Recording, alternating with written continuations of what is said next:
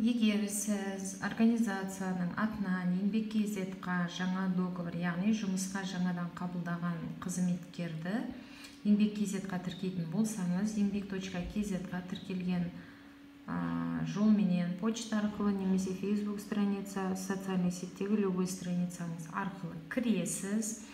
Жеке кабинетіңізге кіргеннен кейін трудовые договоры деп жазылып тұрады. Трудовой договор деп басып кірген кезде я работодатель или я работник дейді. Работодательді басқаннан кейін сізде осындай страница ашылады. Трудовые договоры, личные дела, уведомления, онлайн трудовой консультант или выйти. Және сіздің организацияңыздың барлық данные шығып тұрады. ГКПК, БИН организации, юрлицо ретінде ашылған, ЕЦП-ның срогы барлығы көрініп тұрады. Одан кейін трудовой договор деген кнопканы басасыз. Сізде мына главная страница ашылады. Зарегистрировать трудовой договор деген кнопка, зеленый кнопканы басасыз. Сіз жаңа жұмысқа келген, жұмысқа тұрған сотрудникті енгізейін деп жатырсыз.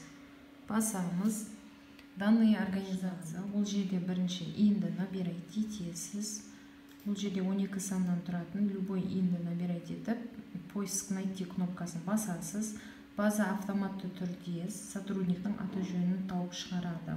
Одан кейін номер договор енгізесіз, договор номерін енгізесіз, және де срок действия трудового договора, ол жерде неопределенный срокқа болуы мүмкін, немесе бір жыл көлемінде жасалған договор болуы мүмкін, оны өзіңіз таңдайсыз.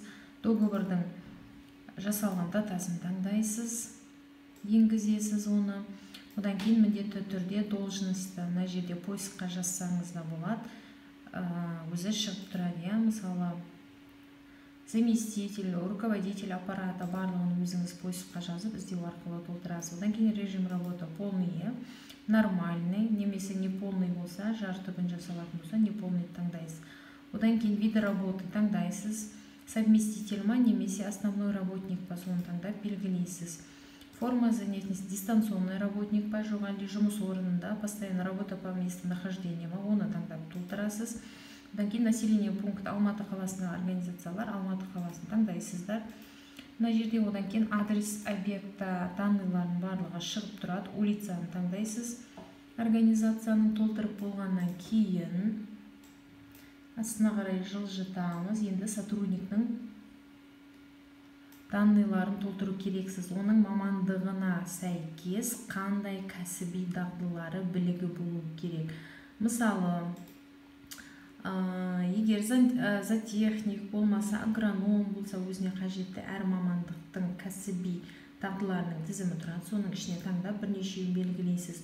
Личные качества деген жерде жеке басына жауапкершілік, психологическая устойчивость, адаптивность, болмаса ответственность, болмаса учебно-воспитательный процесске бейімділігімен барлығын, жеке қасиеттерін барлығын көрсетіп, подписать ЕЦП и отправить. Яғни организацияның юрлицо ЕЦП-сінен подписать етесіз, және жіберсеңіз, сіздің трудовой договорлар тізімінен жаңа сотруднигіңіздің негізгі договоры шығып тұрады.